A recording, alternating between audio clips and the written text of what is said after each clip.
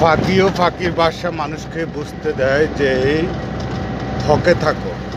শিল্পীর ভাষা বুঝে যে মানুষকে সঠিক পথে প্রদর্শিত হয়।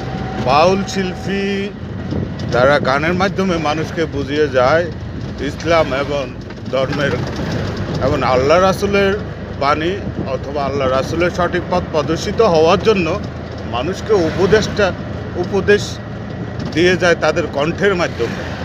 কিন্তু আমি মনে করি যারা এই মৌলবাদ সৃষ্টি করে, মাজারে হামলা করে, অলি আউলিয়াদের হামলা করে, অলি আউলিয়াদেরকে বিভ্রান্ত করতেছে, আমি আপনাদের উদ্দেশ্যে বলতে চাই যে অলি আউলিয়ারা এই দেশে এসে আমাদেরকে ইসলামের দাওয়াত দিয়েছে, নামাজ পড়ার শিক্ষা দিয়ে, কিন্তু বর্তমান সিচুয়েশনে এই দেশ মৌলবাদী দেশ না, এই দেশ অলি আউলিয়ার দেশ, এই দেশ বাউল সম্রাট শিল্পীদের দেশ। কারণ সুফিবাদেরা তারা গানের মাধ্যমে, গানের ভাষা দিয়ে আল্লাহ এবং রাসূলের দাওয়াত এবং মানুষের কাছে তুলে ধরার চেষ্টা করেছে। তাই যারা এই মৌলবাদী সৃষ্টি করে, মাজারে হামলা করে, বাউল শিল্পী অথবা বিভিন্ন লোকেশনার হিন্দু মন্দির সর্ব জায়গায় হামলা করে জঙ্গিবাদ সৃষ্টি করে, আমি সরকারের দৃষ্টি কামনা করি আপনারা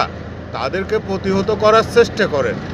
তাই আমার কথার মাঝে যদি কোনো ভুলভ্রান্তি হয় সবাই ক্ষমার দৃষ্টিতে দেখবেন। আসসালামু আলাইকুম।